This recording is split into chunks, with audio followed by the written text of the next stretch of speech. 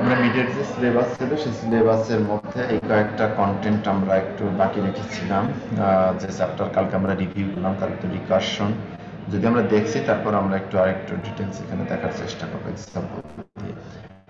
একটা call by value, call reference এবং variable length argument. Call by value, call by reference এটাও already আমরা শিখেছি, রিকার্শনই আমরা কালকে একটু ডিসকাস করেছি।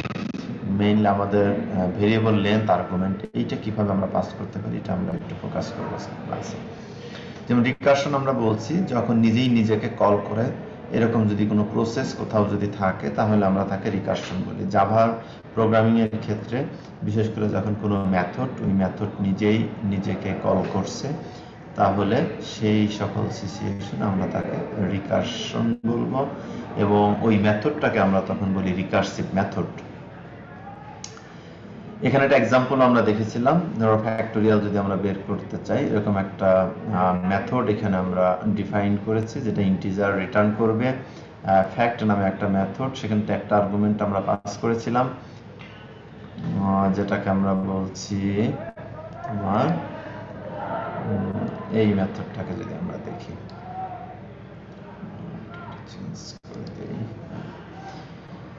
তাহলে এই মেথডের বডিটা যদি আমরা খেয়াল করি, মেথডের বডিটা হচ্ছে তোমার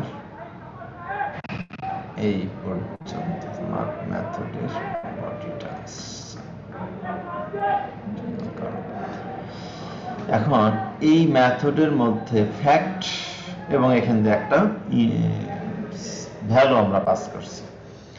এখন এই জায়গা আমরা দেখছি, দেখো সেম, আর ওই মেথডের মধ্যেই আরেকটা মেথডকে আমরা কল করেছি সেম নামে, অর্থাৎ এই মেথড নিজেই নিজেকে আবার কল করেছে নিজের মধ্যে। এখান দিয়েও কিন্তু আমরা সেই ভ্যালুটা, অর্থাৎ এটা হলো মেথড, এই মেথডকে এইখান থেকে আমরা একটা ভ্যালু পাস করে দিচ্ছি, এই ভ্যালুতে আমরা আসলে মেথডকে এখানে কল করছি, যে রেজাল্টটা পাচ্ছি। তাহলে এই রকম সিচুয়েশনের ক্ষেত্রে আমরা একে বলছি হলো এটা একটা রিকার্শন, এই সিস্টেমটাকে। আর যে মেথডটা, তাহলে ফ্যাক্ট নামে যে মেথডটা আমরা তৈরি করলাম, এই মেথডটাকে আমরা বলবো রিকার্সিভ মেথড। তার মানে এই টাইপের যখন আমাদের কোনো সিরিজ অফ ক্যালকুলেশন যদি করতে হয়, তখন অনেক সময় আমাদের এরকম রিকার্শন আমরা ব্যবহার করে থাকি। এই জন্য আমরা এই রিকার্সিভ মেথডটাকে আমরা কাজে লাগাই। যেমন এইখানে আমরা আরেকটা এই সেম কাজটাই যদি আমরা এইভাবে করি ফ্যাক্টোরিয়াল বের করার জন্য, যেমন ফ্যাক্টোরিয়াল নামে আমরা একটা ক্লাস আছে, ফ্যাক্টোরিয়াল ক্লাসের, সেই ক্লাসের আমরা এখান থেকে অবজেক্ট ক্রিয়েট করছি, ক্রিয়েট করে দেন আমরা যে এন আর আর যে ভ্যালুটা, মূলত এখানে এনটা তো আমরা পাস করতেছি, সেই এন এর ভ্যালু যদি আমরা এখান থেকে স্ক্যানারের মধ্য দিয়ে একটা সিস্টেম থেকে যদি আমরা নেই সরাসরি, তাহলে এই ভ্যালুটা আমরা এইখান থেকে ইজিলি আমরা সেটা নিয়ে আর এর ভ্যালু, এই রেজাল্টের ভ্যালুটা প্রথমে ইনিশিয়ালাইজ করা, ভালো রেজাল্ট ইকুয়াল টু 0 যদি আমরা ইনিশিয়ালাইজ করে দিই, দেন আরটাকে যদি আমরা সেখানে ফ্যাক্ট ইনটু তো এইটি যদি আমরা করি, তাহলে আমরা এইভাবে সে কাজটাও করতে পারি। আর রেজাল্টটাকে আমরা এখানে মেইনলি প্রিন্ট করতে চাচ্ছি। তার মানে আমরা এইরকম ফ্যাক্টোরিয়াল টাইপের যত ধরনের তোমার এরকম সিরিজ অফ ক্যালকুলেশন যদি দরকার হয়, তাহলে আমরা এই রিকার্শন এরকমের মেথড ব্যবহার করি। দেন আসতে হলো call by value, call by reference, এটাও আমরা ডিসকাস করেছিলাম। যেমন ধরো একটা এক্সাম্পল আমরা এর আগে কনস্ট্রাক্টরের ক্ষেত্রে বলেছিলাম, যদি স্টুডেন্ট ক্লাস হয়, মনে আছে কিনা, ক্লাস স্টুডেন্ট, এই ক্লাসের ক্ষেত্রে আমরা কনস্ট্রাক্টর ক্রিয়েট করেছিলাম, ঠিক আছে, স্টুডেন্ট মানে একটা কনস্ট্রাক্টর ক্রিয়েট করলাম, এখানে ভ্যালু পাস করে দিই, যেমন ধরো স্ট্রিং টাইপের নেম, তারপরে স্ট্রিং ইন্টিজার টাইপের আইডি ছিল,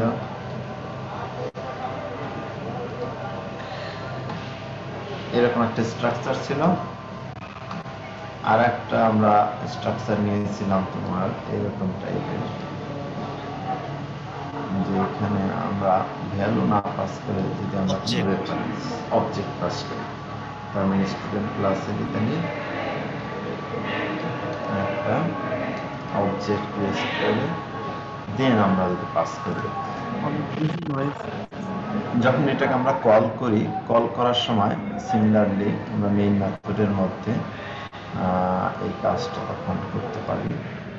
কিভাবে কল করছিলাম যেটা মেথড কনস্ট্রাক্টরকে মনে আছে? প্রথম কনস্ট্রাক্টরকে আমরা কল করছিলাম এইভাবে যে student s1 student student s1 যদি অবজেক্ট হয় ইকুয়াল টু বলছিলাম নিউ স্টুডেন্ট স্টুডেন্ট, এখানে আমরা সেই ভ্যালুটা পাঠিয়েছিলাম, তাই তো? যেমন বলছিলাম Rahman double quotation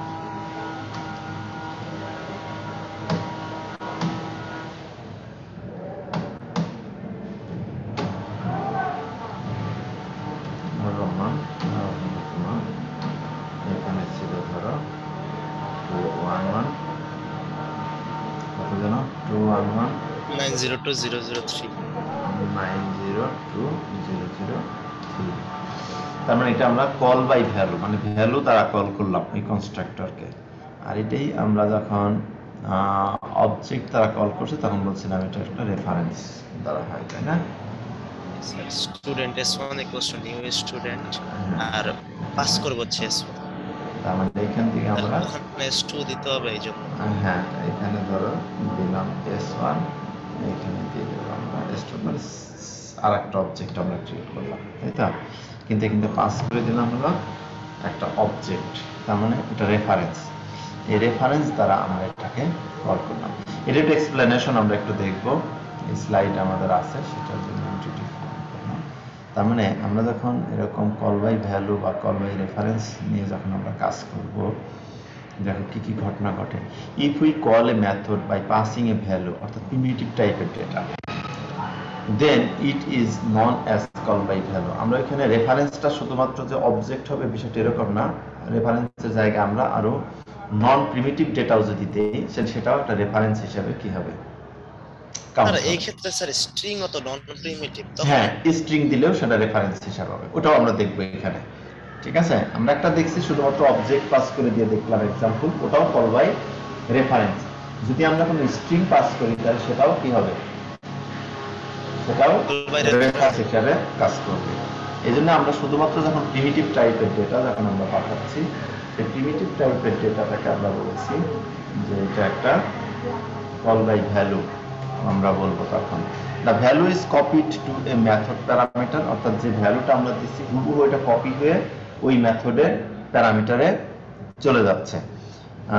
change to the formal parameter does not effect the actual parameter. তার মানে ফর্মাল প্যারামিটারের এগুলো যদি আমরা চেঞ্জ করি কোনো ওই ভ্যালু, এটা কিন্তু অ্যাকচুয়াল যে ভ্যালু বা প্যারামিটার এর কোনো চেঞ্জ আসলে হয় না কল বাই ভ্যালুর ক্ষেত্রে। বুঝলাম না এই জিনিসটা। হ্যাঁ এটা যেমন বলছি এখানে, যেমন ধরো এখানে কি পাঠাইছিলাম রোমান আর হচ্ছে তার আইডি, যেটা এখান থেকে পাঠাচ্ছি হুবহু ওটাই থাকবে, ঠিক আছে? এটা আর চেঞ্জ হবে না, অর্থাৎ এই ভ্যালুটা হুবহু কপি হয়ে যে নেমের জায়গায় বসছে আর আইডির জায়গায় বসছে, তাই না? কল বাই ভ্যালু অর্থাৎ যা আমি পাঠাচ্ছি হুবহু ওটাই থাকবে, কোনো ভ্যালু আবার যদি এটা আমি চেঞ্জ করে দেই নতুন অবজেক্টের ক্ষেত্রে তাহলে ওটা কি হয়ে যাবে? এই ভ্যালুটা চেঞ্জ হয়ে আবার নতুন যে ভ্যালুটা পাঠাচ্ছি ওটাই থাকবে কল বাই ভ্যালু, যেটা আমি ভ্যালু দিচ্ছি ওই ভ্যালুটাই থাকবে। কিন্তু কল বাই রেফারেন্সের ক্ষেত্রে উল্টোটা দেখবো আমরা, অনেক সময় আমরা এই ভ্যালু বা রেফারেন্স গুলো অনেক সময় চেঞ্জ করে দিতে পারি। এই জন্য আমরা হলে এই ডিসকাশনটা এখানে নিয়ে আসছি, আমরা পরবর্তীতে এক্সাম্পলও দেখবো, এটা দেখলে আরো ক্লিয়ার হবে। আর call by value original value does not change, অর্থাৎ কল বাই ভ্যালুর ক্ষেত্রে অরিজিনাল ভ্যালুটা চেঞ্জ হয় না। কিন্তু কল বাই রেফারেন্স যদি আমরা বলি, ওইটা আমরা পরে একটু দেখব। এটা হলো কল বাই রেফারেন্স। এখানে দেখো, if we call a method by passing a reference type data, অর্থাৎ অবজেক্ট হতে পারে এবং সেখানে স্ট্রিং হতে পারে, অর্থাৎ অবজেক্ট আর হলো নন প্রিমিটিভ যে data, then it is known as call by reference. প্রথমে না, ওখানে শুধুমাত্র প্রিমিটিভ টাইপের ডেটা অর্থাৎ ভ্যালু দিয়ে যদি আমরা কোনো মেথডকে কল করি, কোনো মেথডের মধ্যে দিয়ে শুধুমাত্র যদি আমরা ভ্যালু পাস করি, তাহলে সেটাকে আমরা বলবো হচ্ছে কল বাই ভ্যালু। আর যদি কোনো মেথডের মধ্যে দিয়ে আমরা অবজেক্ট এবং স্ট্রিং, অর্থাৎ অবজেক্ট আর হলো নন প্রিমিটিভ যে ডেটা, এগুলো যদি আমরা পাস করে কোনো মেথডকে কল করি, তাহলে তাকে আমরা বলবো কল বাই রেফারেন্স। এখন এখানে দেখো, আগে যেটা বলছিলাম, changes to the formal parameter does effect, ওখানে বলছিল যে ডাজ নট এফেক্ট, ঠিক আছে, দ্য অ্যাকচুয়াল প্যারামিটার। তার মানে যদি আমরা ফর্মাল যে প্যারামিটার, ওই প্যারামিটারটা যদি চেঞ্জ করি, যেটা কি করবে, অ্যাকচুয়াল প্যারামিটারকে এফেক্ট করে কল বাই রেফারেন্সের ক্ষেত্রে। In call by reference original value get change. Call by রেফারেন্সে কি করতে পারে, কি করা যেতে পারে, আমরা কি করতে পারবো, অরিজিনাল ভ্যালুকেও আমরা চেঞ্জ করে দিতে পারবো যদি আমরা রেফারেন্স দিয়ে পাস করি। তাহলে एग्जांपल দেখি একটু কিভাবে হয় এটা। যেমন কল বাই ভ্যালুর ক্ষেত্রে আগে বলি, অর্থাৎ অ্যাকচুয়াল ভ্যালু চেঞ্জ হয় না, যা দেব তাই থাকবে। যেমন এখানে আমরা একটা কল বাই ভ্যালুর ক্ষেত্রে যদি বলি, যেমন এখানে আমরা কি পাঠাচ্ছি বলতো, একটা ইন্টিজার ভ্যালু আমরা পাঠাচ্ছি, তাই না? এখানে আমরা এই মেথডের মধ্যে আবার i এর একটা ভ্যালু আমরা কি রেখে দিছি, অ্যাসাইন করে রাখছি, কত, i = 20। এখন যখন আমরা এই ভ্যালুটা পাস করছি, দেখো এটা হলো change method object dot change x, x এর ভ্যালু কত দিছিলাম, 10। এখন আমরা যদি এটাকে প্রিন্ট করি, আসলে কত আসবে, এই রেজাল্টটা কত আসবে বলো দেখি, এক্স এর ভ্যালু, এই রেজাল্ট তো 10 ই আসবে। হ্যাঁ 10 ই তো আসবে স্যার। কারণ এইটা দেখো, আবার খেয়াল করো, এইখানে এইটুকের জন্যই আমরা এই ডিসকাশনটা নিয়ে আসছি। হ্যাঁ 20 আসবে স্যার। ভালো করে দেখো, দাঁড়াও, ওই জন্যই তো কোশ্চেনটা করেছি নাকি, একটু চিন্তা ভাবনা করে বলো। তাহলে কল বাই ভ্যালু যে ক্লাস আছিল, তার একটা অবজেক্ট ক্রিয়েট করলাম, অবজেক্ট দিয়ে আমরা চেঞ্জ মেথডটাকে কল করলাম, ঠিক আছে। অর্থাৎ এইখান এই এক্সটা আমরা এইখানে পাঠাচ্ছি, ঠিক আছে। এক্স ভ্যালু ইকুয়াল টু মানে হলো 10, আসলে 10টা আমরা এইখান দিয়ে পাঠাচ্ছি। তাহলে এইখানে প্রিন্ট যখন করব, তাহলে এখানে ভ্যালুটা কত আসবে, এটা হলো আমার কোশ্চেন। হ্যাঁ, কিন্তু এইখানে কিন্তু আমরা বলছি i = 20। আবার খেয়াল করো, স্যারটা ওইখানে হোক, সমস্যা তো নাই। তাহলে কি আসবে, স্যার 10 ই আসবে। 10 ই আসবে। হ্যাঁ আসবে স্যার, 10 ই তো আসবে স্যার। আর একটু চিন্তা ভাবনা করে বলো, ঠিক আছে কিনা।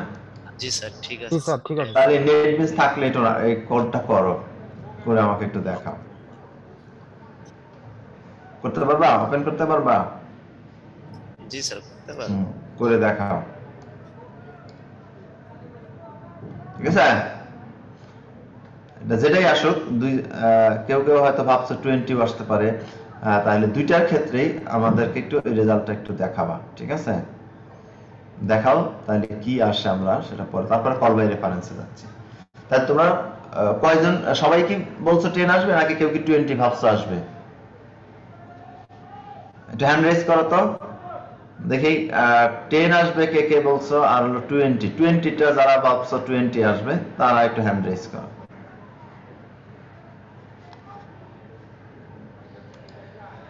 20 আসবে এরকম কি কে ভাবছো কিনা? ইব্রাহিম তানভীর, ইয়েস। আর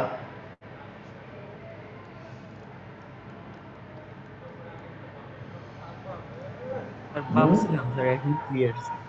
কে 20 আসবে ভাবছিলাম স্যার। কিন্তু 20 আসবে না, তাই তো নাকি? স্যার 20 আসবে না স্যার। আসবে না? না স্যার, 20 আসবে না স্যার। স্যার এক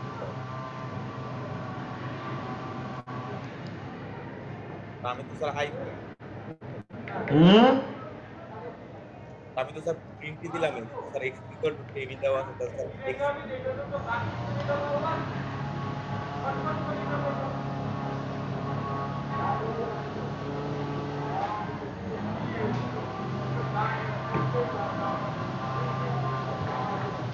তার মানে i এর জায়গায় আমরা কি পাঠাচ্ছি x পাঠাচ্ছি, তাই তো? i এর জায়গায় আমরা x পাঠাচ্ছি, x মানে তখন হয়ে যাওয়ার কথা আসলে 20 আমার হিসাবে, তাই তো? কিন্তু যখন আমরা প্রিন্ট করছি তখন কি আসছে, 10 আসছে, তাই তো?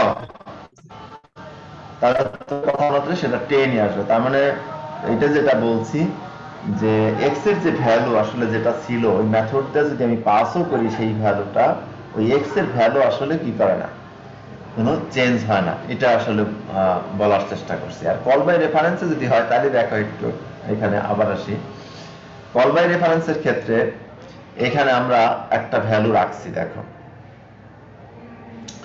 r1.name equal to আনিস, একটা স্ট্রিং আমরা কিন্তু এখানে পাস করে দিচ্ছি নেমের জায়গায় আনিস। এইখানে দেখো আমরা বলছি যে এখানে r2.name equal to রুবেল, তার মানে আমরা এখানটা একটা অবজেক্ট পাস করতে চাচ্ছি। তার মানে r1.change এর মধ্য দিয়ে আমরা r1 কে কি করছি, পাস করে দিচ্ছি। এখন r1.name এখানে আমরা বলেছি আবার যে সেটার ভ্যালুটা এখানে কি আছে, আনিস আছে, বাট এইখানকার যেটা অরিজিনাল ভ্যালু এখানে যে r2 সেখানে কিন্তু আমরা রেখে দিয়েছি হলো রুবেল। তাহলে এখানে কি আসবে, নেম r1.name যদি আমরা প্রিন্ট করি কি রেজাল্ট আসবে,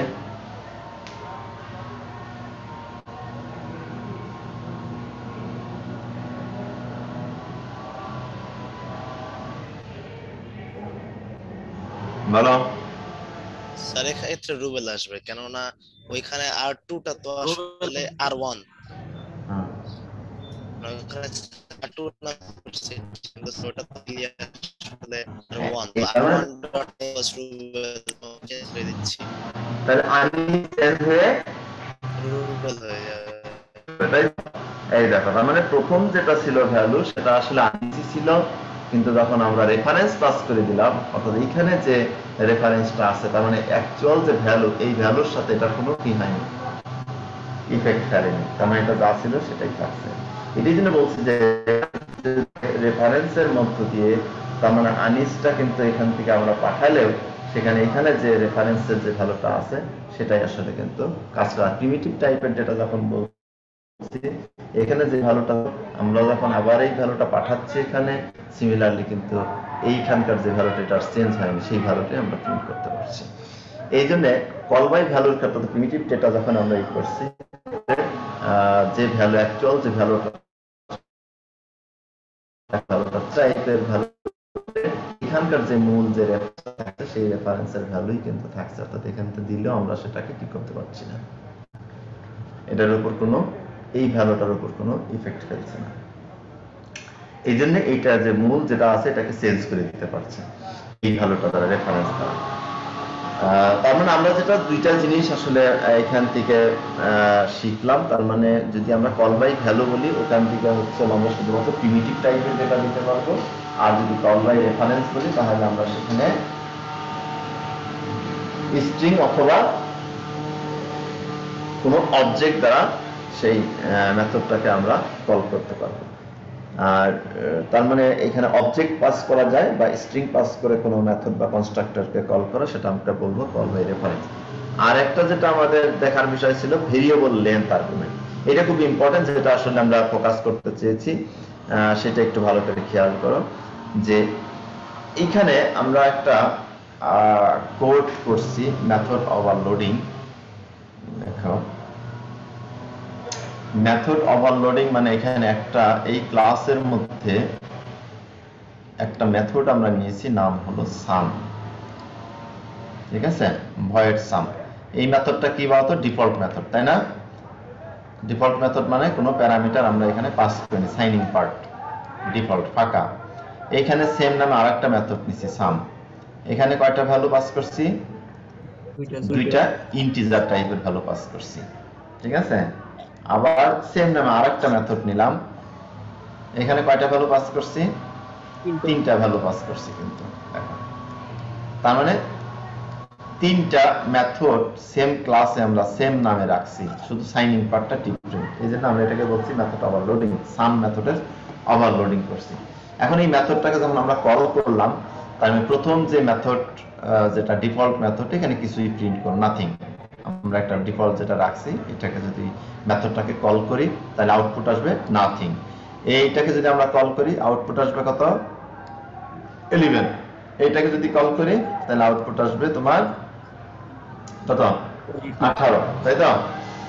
তাহলে এই তিনটা আউটপুট। এখন ধরো আমরা যদি এটাকে আমরা বলতে চাচ্ছি যে এই টাইপের যদি তোমার কন্ডিশন হয় যে আমরা একটা সাম মেথড এই টাইপের কাজ করব, মেথডের ওভারলোডিং, অর্থাৎ এখানে প্রথমে হচ্ছে বলছে যে তুমি সংখ্যা যোগ করবা, তারপরে বলা হয়েছে তুমি তিনটা সংখ্যা যোগ করবা, তারপরে যদি আরো বলা হয় যে চারটা সংখ্যা যোগ করো, পাঁচটা সংখ্যা যোগ করো, ছয়টা সংখ্যা যোগ করো, এরকম থাউজেন্ড অফ মেথড তোমার কি করতে হচ্ছে?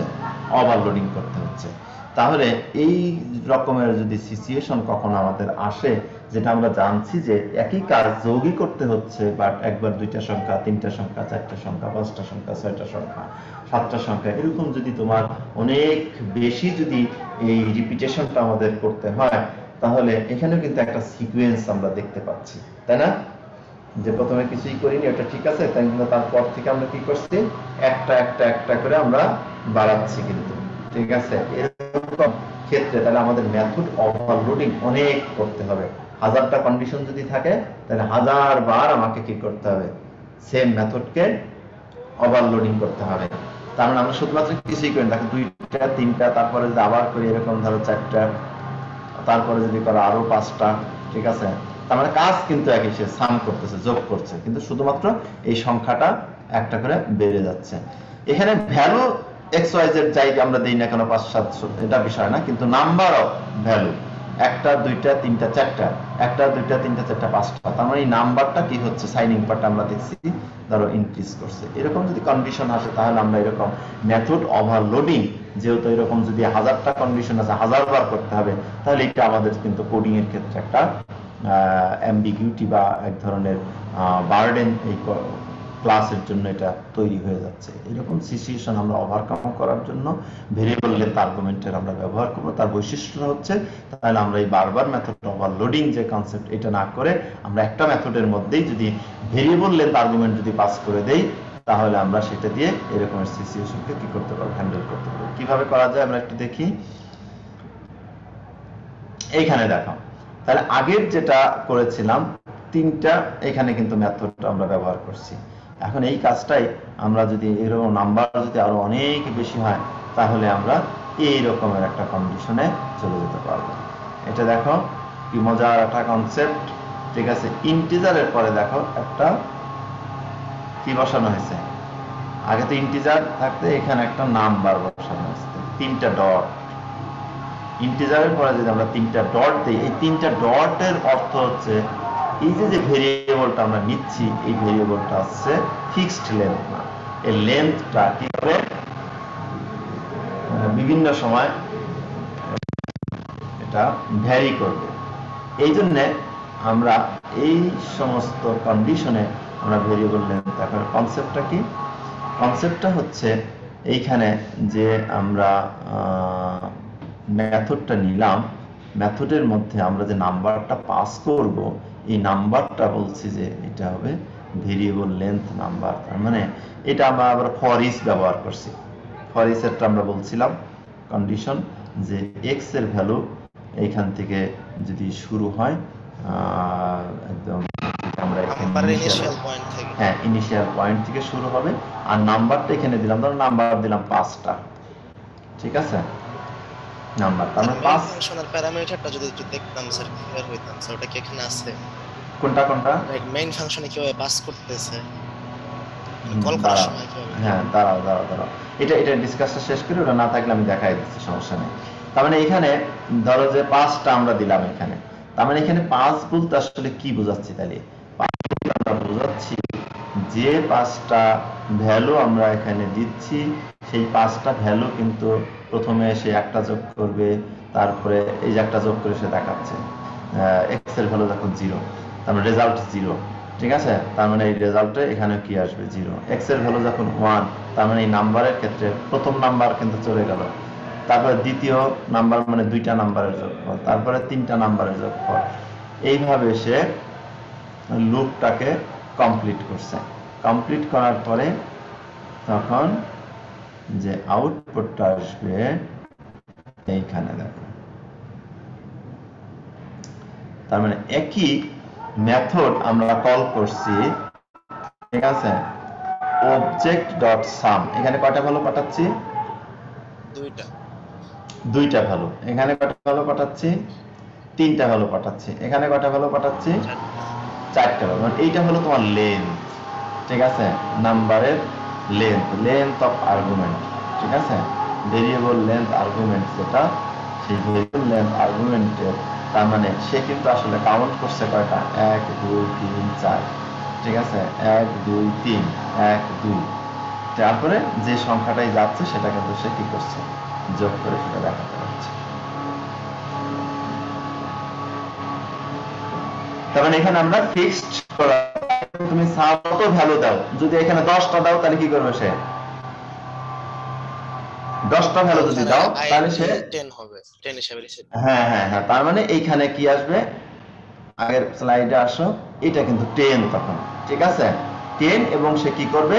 সে একটা একটা করে ওইরকম করে কাউন্ট করে যোগ করে একটা রেজাল্ট সে তোমাকে দেখায় দেবে, ঠিক আছে। তার মানে এখানে যদি আমরা ভ্যালু যদি কি করি 100টাও পাস করি তাহলে কি করবে? এইখানে মূলত সে কাউন্ট করবে এই ভ্যালুটা হলো 100, তার মানে এখানে 100 পর্যন্ত এই লুপটা কি করবে? ইন্টারেক্ট হবে, এবং সেই ভ্যালুটা কি আসবে? ওই একটা একটা করে সে ভ্যালু সে কাউন্ট করবে। ক্ষেত্রে এখানে যে ভ্যালুটা পাবে 1 2 3 4 5 6 ডট ডট ডট 100, ঠিক আছে। ভ্যালু তুমি যাই দাও, কিন্তু এই লেন্থটা, নাম্বার কয়টা ভ্যালু তুমি এখান থেকে পাস করছো, এটাকে সে কাউন্ট করে তখন এই কাজটা করতে পারবে। তার মানে এটা সুবিধাটা কি হলো বলো তো? কল করছি আমি 100 বার 1000 বার, বাট সেটাকে কি করতে হয় নাই, এই মেথডটা আমাকে 100 বার কি করতে হয় নাই, ডিফাইন করতে হয়নি। যেমন আগের কোডে যেটা দেখছিলাম, যদি এরকম সিকোয়েন্সিয়াল আমার 100টা কন্ডিশনে যদি আমাকে কি করতে হতো, যোগ করতে হতো, যে একবার দুইবার দুইটা সংখ্যা যোগ করবো, বা 5টা সংখ্যা যোগ করবো, একবার তোমার ধরো 100টা সংখ্যা যোগ করবো, তাহলে কিন্তু এরকম তোমার বারবার তোমাকে মেথড কি করতে হতো, ডিফাইন করতে হতো। তাহলে এই রকমের কন্ডিশন থেকে নিজেকে বাঁচানোর জন্য, সেভ করার জন্য, তখন আমরা যদি দেখি যে এরকম কন্ডিশন আমাদের বারবার করতে হচ্ছে, তখন আমরা এই ভেরিয়েবল লেন্থ যে আর্গুমেন্ট, সেটা আমরা পাস করে একটা মেথড ডিফাইন করব। সেই একটা মেথডকেই আমরা বারবার কি করতে পারবো? কল করতে পারবো। এই একটা ক্ষেত্রে আলাদা ডেটা টাইপ থাকলে তো আর হবে না, তাই না? হ্যাঁ, যদি স্যার আলাদা ডেটা টাইপ থাকে আর্গুমেন্ট, না তাইলে হবে না, ঠিক ধরেছেন, সেম ডেটা টাইপ হবে। স্যার এই ক্ষেত্রে কি স্যার, যদি আমি সেম যদি ফ্লোট দেই বা ডাবল দেই, তখন তো সমস্যা হবে না? তখন তো আবার এখানে ইন্টিজারে যেভাবে কাজ করতেছে তখন সেভাবে ফ্লোটে সেভাবে কাজ করবে, তোমার রিটার্ন টাইপ চেঞ্জ হয়ে যাবে। স্যার কিন্তু স্যার স্ট্রিং এর ক্ষেত্রে কি হবে? স্ট্রিং এর ক্ষেত্রে হওয়ার কথা, কিন্তু বাট ওটা তোমার স্ট্রিংটা তো যেটা আমরা করছি, স্ট্রিংটা তো তুমি ওখানে কোনো কনক্যাটেনেশন তুমি যদি দেখাও তাহলে হবে। জি স্যার, আমিও স্যার ভাবতেছিলাম স্যার কনক্যাটেনেশনের কথাটাই। হ্যাঁ, কনক্যাটেনেশন করলে তোমার হবে, তাছাড়া আর কোনো জায়গায় তোমার ওটা কাজে লাগাতে পারবা না, ঠিক আছে। জি স্যার, তাহলে একটা মজার জিনিস শিখলাম না বলো? কনস্ট্রাক্টরের ক্ষেত্রে কি স্যার এরকম ভাবে ভ্যালু পাস করা পসিবল? সেম, কনস্ট্রাক্টরের ক্ষেত্রেও সেম মেথডেও যেভাবে কাজ করবে, কনস্ট্রাক্টরেও সিমিলারিটি কাজ করবে, ঠিক আছে। তাহলে ভেরিয়েবল আমার মূল কাজ হলো মেথড না কনস্ট্রাক্টর, সেটা না। আমরা দেখবো যে এরকম যদি কন্ডিশন হয় যে একই মেথড বা একই কনস্ট্রাক্টর বারবার আমাদেরকে কল করতে হচ্ছে, তাহলে বারবার কল করে বিভিন্ন প্যারামিটার চেঞ্জ করে করে, এবং সেই নাম্বার অফ প্যারামিটার কি হচ্ছে, চেঞ্জ হচ্ছে বারবার। তাহলে সেই সকল ক্ষেত্রে আমরা কি করব, এটা বারবার লোডিং বা কনস্ট্রাক্টর ওভারলোডিং না করে একটা ভেরিয়েবল আর্গুমেন্ট ব্যবহার করে সেখান থেকে নাম্বার অফ যে প্যারামিটার, সেগুলো যদি আমরা এইখানটা সেইটা সে কাউন্ট করে অটোমেটিক্যালি সেটার যে হিসাব নিকাশ সেটা সে করবে, ঠিক আছে। স্যার এই and the ক্ষেত্রে sum condition আছে হচ্ছে যদি same মাল্টিপ্লিকেশন data করি type এর সেটাও একই বিষয়। হ্যাঁ স্যার এই ক্ষেত্রে কি কন্ডিশন হচ্ছে সেম ডেটা টাইপের নিতে হবে সব ভ্যালুগুলো এগুলো পাস করতে। বুঝলি, আবার বলো। এই ক্ষেত্রে কি কন্ডিশন হচ্ছে স্যার সবগুলা সেম ডেটা টাইপের হতে হবে, আমি একই সাথে হ্যাঁ, সেম যদি ডেটা আমি টাইপ। রিটার্ন টাইপ এটা মেথডের খেয়াল করতে হবে, এই যে রিটার্ন না টাইপটা স্যার কি। কনস্ট্রাক্টরের ক্ষেত্রে বললাম আর কি। হ্যাঁ, কনস্ট্রাক্টরের ক্ষেত্রে তোমার সেম ডেটা টাইপ হতে হবে, ঠিকই বলছো। ঠিক আছে, জি স্যার। এটাই ছিল মূলত তোমার হলো আজকের আমাদের বিষয়টা, ভেরিয়েবল লেন্থ আর্গুমেন্টের সুবিধাটা কি এবং সেটা আমরা কোথায় কাজে লাগাতে পারি। আমরা ল্যাবে আবার দেখবো আরো ডিটেইলস প্র্যাকটিক্যালি কিভাবে কাজ করে। আর এটাই যে তোমাদের এই যে কিছু দেখো প্রত্যেকটা স্লাইডের এরকম কিছু দেওয়া আছে, এখানে একটু ঢুকে এখানে আরো ডিফারেন্ট টাইপের তোমার দেওয়া আছে, এক্সাম্পল দেওয়া আছে, এটা প্র্যাকটিস করবা। কোন চ্যাপ্টার থেকে এটা নেওয়া আছে এখানে। এই ছিল, তাহলে তোমরা পরীক্ষার জন্য একটু প্রস্তুতি নাও। আমি পরীক্ষা লিংক ওপেন করে দিচ্ছি।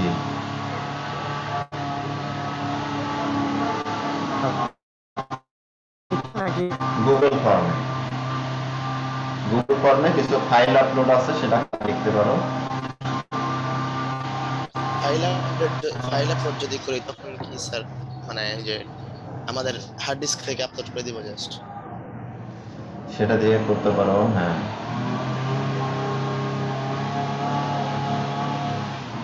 তাহলে তোমরা 30 জন উপস্থিত আছো, তাই তো? আমরা সবাই পরীক্ষা দিতে চাচ্ছ না, কোনো সমস্যা নাই, যে কয়জন দিতে চাও সেই কয়জন দাও।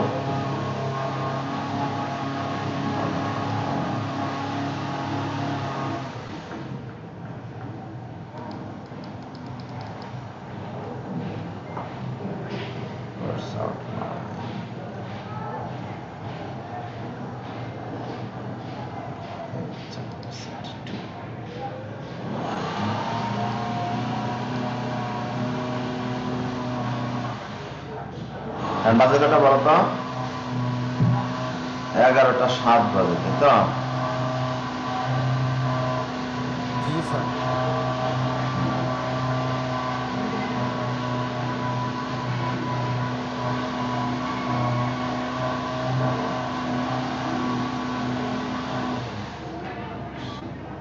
এগারোটা 7 যদি বাজে 10 ধরো, তাহলে এর সাথে 35 অ্যাড করো, তাহলে কত হবে? 42। 7, 10, 42, 45। 45 আর 5 মিনিট ফাইল আপলোড 50। 11:50 মধ্যে সাবমিট করে দাও।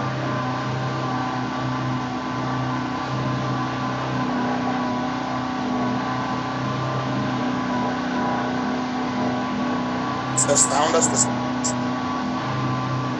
এখানে কাজ আমি অফিসে পার্মানেন্ট ক্যাম্পাসে আসছি, বাইরে কি যেন একটা কাজ করতেছে, নয়েজ আসতেছে। দাঁড়া, আমি মিউট করে দেবো পরীক্ষাটা শুরু করেই, তখন আর তোমাদের ঝামেলা হবে না।